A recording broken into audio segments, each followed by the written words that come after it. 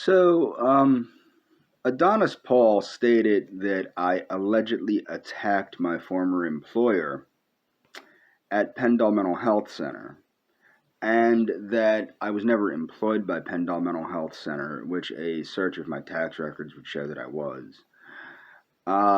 So he claims to have all this hacking ability. He would know that. You don't even really need hacking ability to do that. But the point is, what Mr.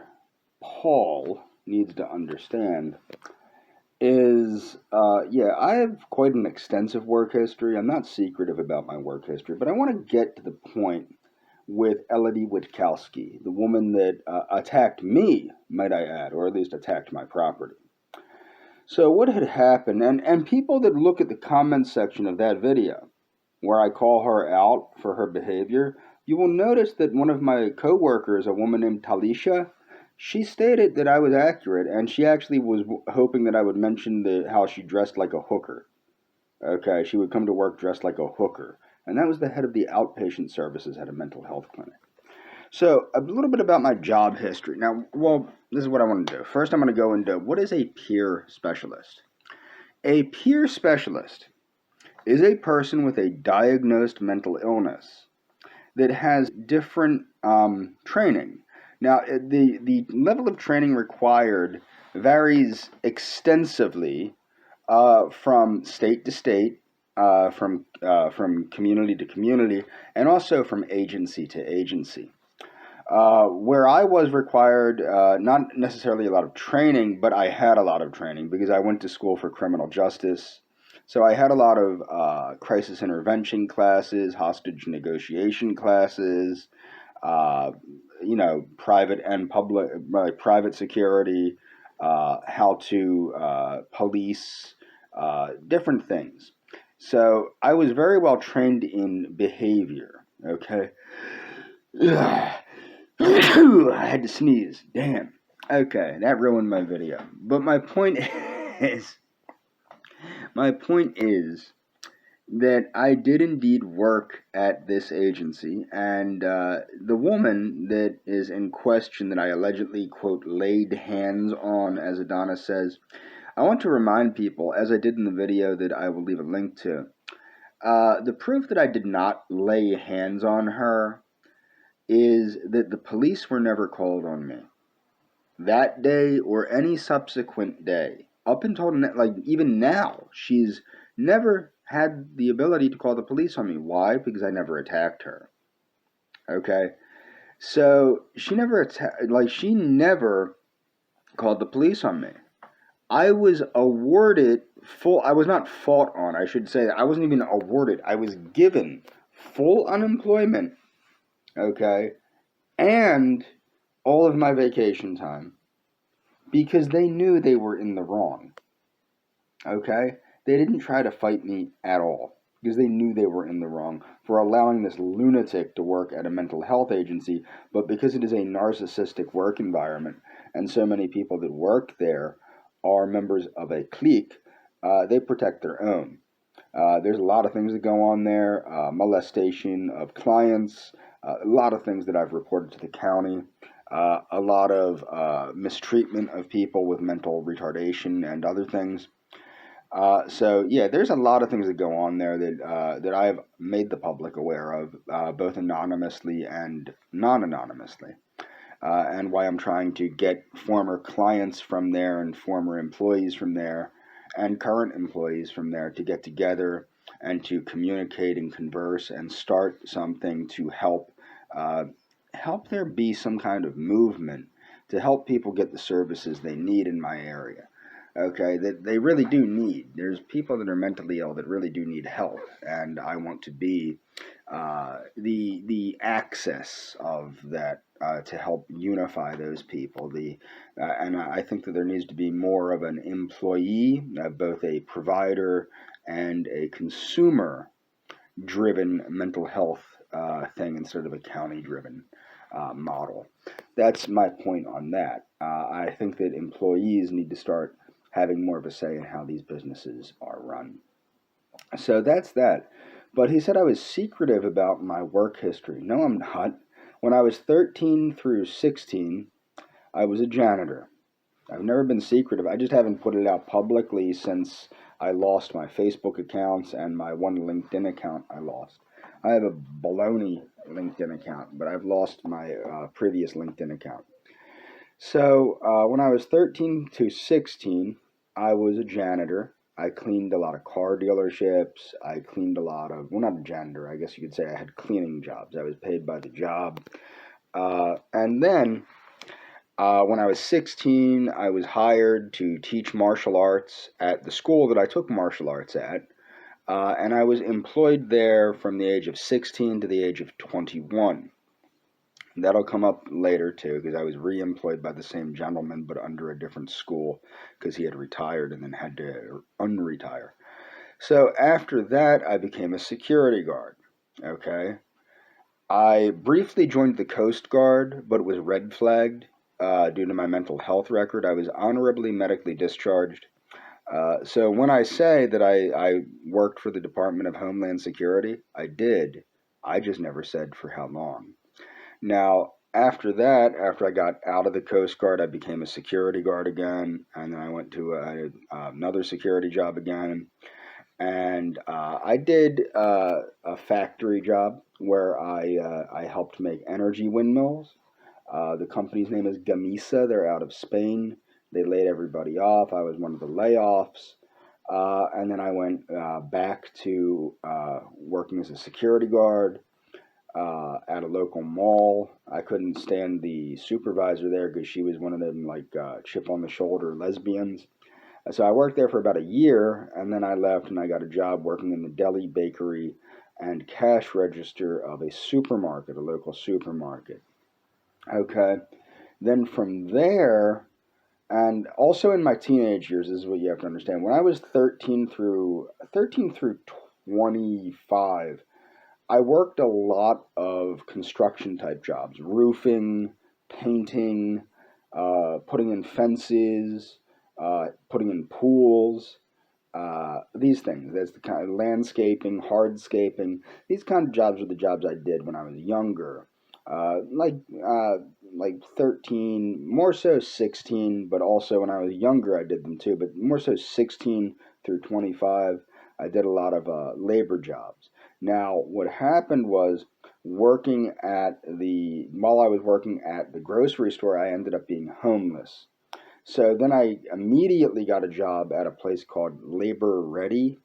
And Labor Ready employs you, and I did all sorts of jobs there: landscaping, hardscaping, fence work, demolition, rigging.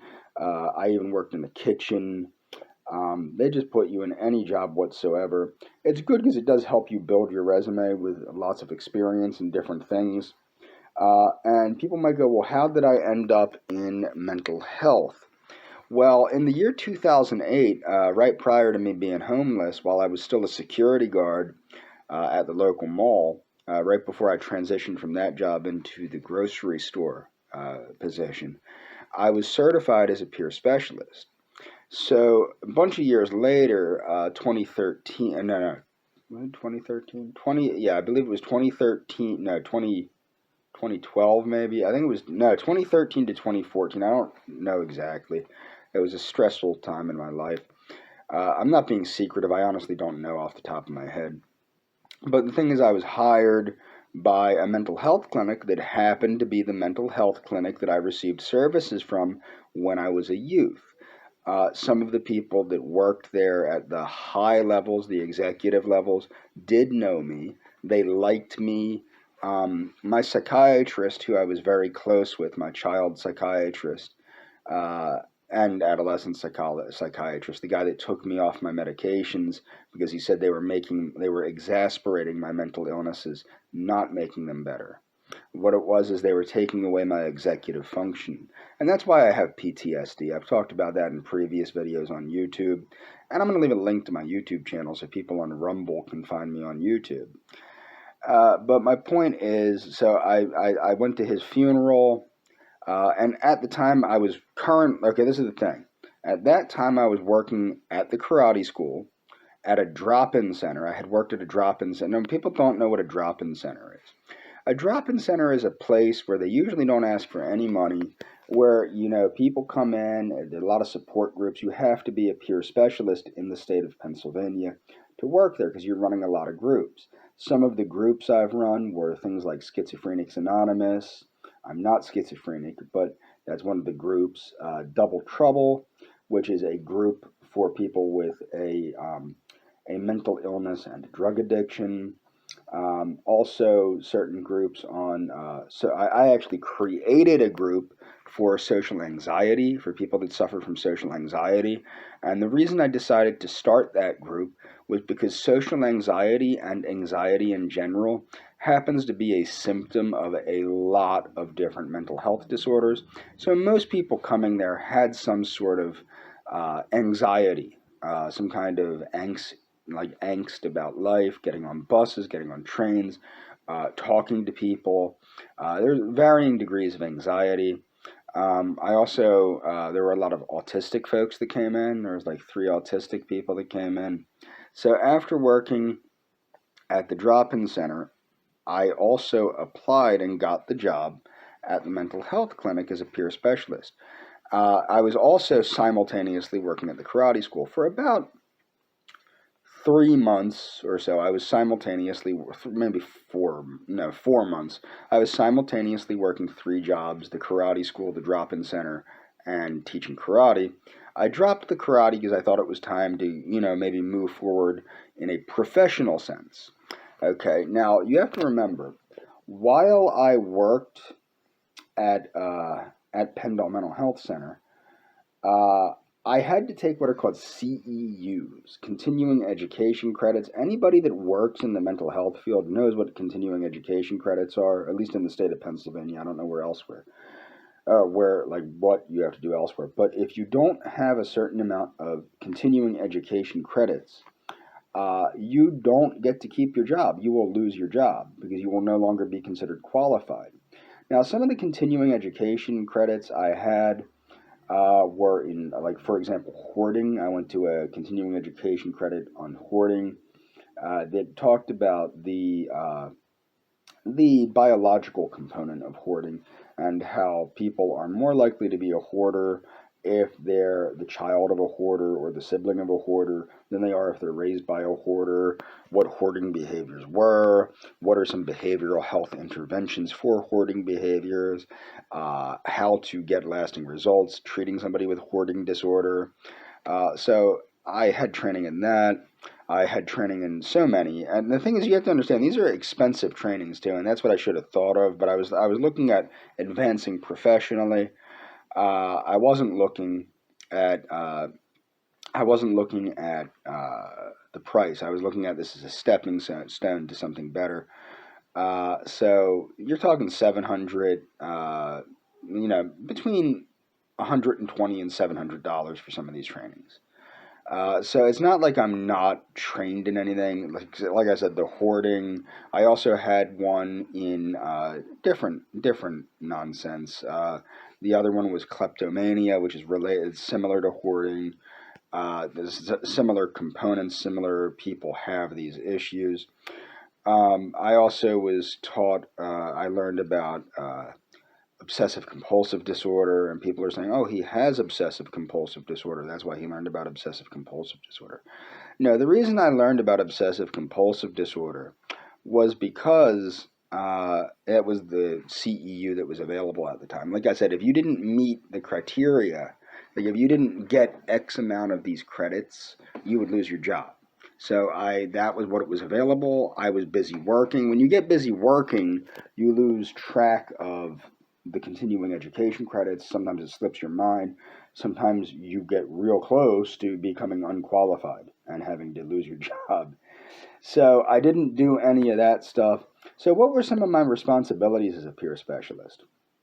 Well, some of my responsibilities included transporting people, helping them to fill out paperwork or filling out the paperwork myself for them for things like housing, welfare, tax refunds, things of that nature. I was also required, and also I had to share my lived experiences I had to talk to them about how they could overcome certain obstacles in their life if they wanted to. Now, a lot of the people that I dealt with, because I was, a lot of the psychiatrists actually noticed that their people, when they got on my caseload, they seemed to get better. Okay, because I really did. I love the biopsychosocial model. And what they noticed was people really got better. I would kind of help the therapists and the psychiatrists. Like if somebody had social anxiety, for example, I would take them on a bus, or I would take them to the mall, or I would take them to an AA meeting, or something of that nature to get them in the mix so that they could slowly desensitize themselves. So people noticed that they got better. Also, a big thing that people discount is the importance of a listening ear, somebody that can listen when somebody has anxiety or suicidality or something like that. You don't have to say anything a lot of times. I also had a lot of responsibilities because I had an education as a personal trainer. I was required to teach a group on healthy lifestyles, weight management, and also the management of diseases like anorexia, bulimia, things of that nature. And it worked very well, actually. I got some successes. I got one true success. Some of the people afterward that I ran into, because I still sometimes go to the drop-in center to say hi to my former coworkers, and also some of the people that go in there that remember me. Sometimes I'll stop and I haven't gone in there in like 3 years, but sometimes I'll stop in and say, "How you do?" And I do that sometimes at the drop-in center. And there was one woman from the mental health clinic that was at the drop-in center. She lost 180 pounds because of my advice. And what was my advice? Just eat healthy food and quit the other stuff. Unfortunately, she was still smoking like a maniac, but she really did get healthier by just doing what I said, which really made me feel good that I was able to help somebody like that, and just by giving them common sense dietary advice. Uh, some of the interesting things that happened to me when I was there. One of the folks pulled a knife on me, and I had told him that he had to put the knife away or I'd have to hurt him really badly, which worked. And I didn't take the thing is, a lot of people don't understand.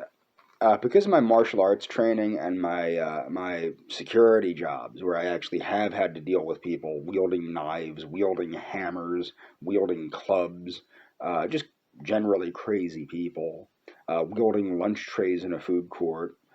Uh, I was uniquely adept at working with the mentally ill. One of my favorite people that I worked with, because I had a breakthrough with him, was a gentleman with an IQ of 55. His name, well, I can't give his name, but everybody was afraid of him because when he was a young child, he tried to murder his family and set the house on fire. And nobody would work with this dude, like no therapists. No, I was the only service he had. And what it turned out is nobody ever asked him, why did you try to kill your family? So this poor gentleman, he was a year older than I was. He tried to do this when he was around 11 years old. Nobody had ever asked him, why did you try to kill your family? And it was because they were abusing him terribly, putting cigarettes out on him, hurting him, locking him in a dark room, not giving him any medical treatment when he was sick, things of that nature. So he was really somebody that I enjoyed working with. One of the more exciting things that happened to me was a young lady that was a former naval veteran. She liked me because I was in the Coast Guard and we would talk, about nautical stuff and things like that.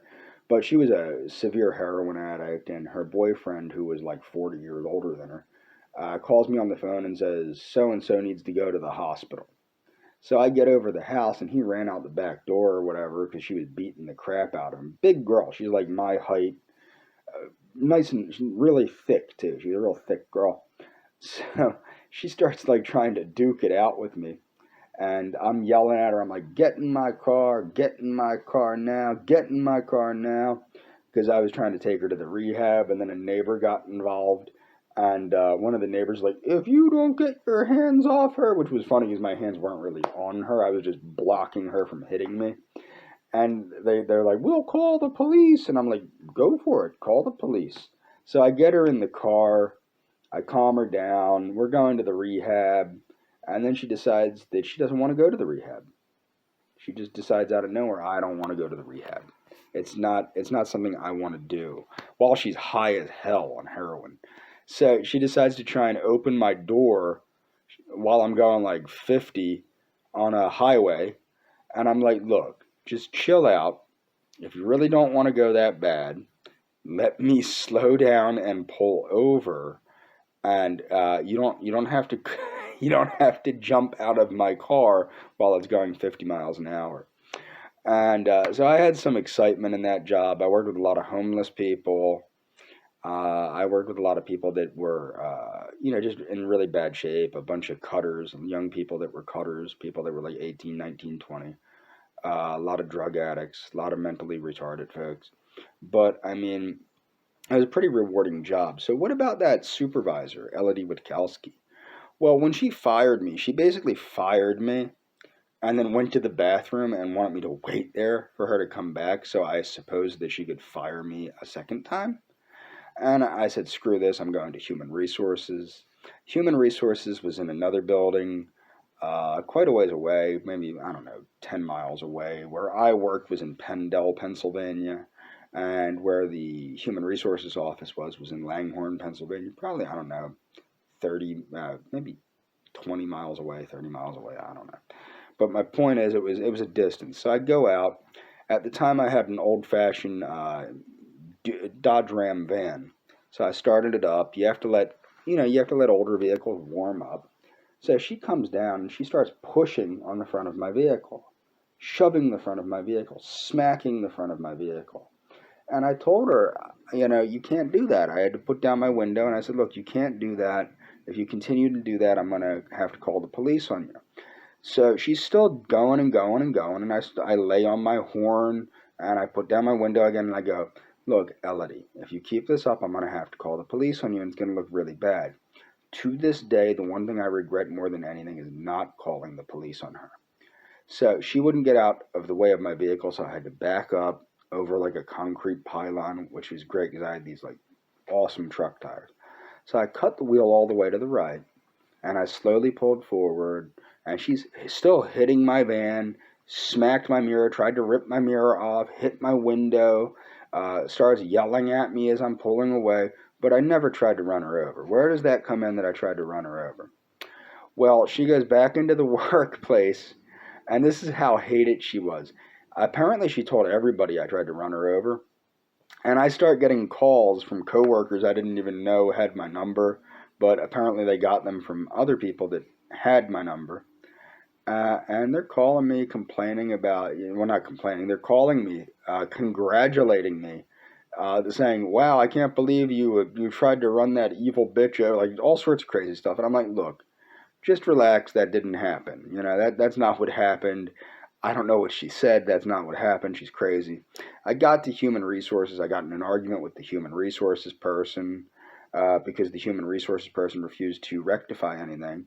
And that's the gist of that story. But I mean, that's all. I'm not secretive about my employment history.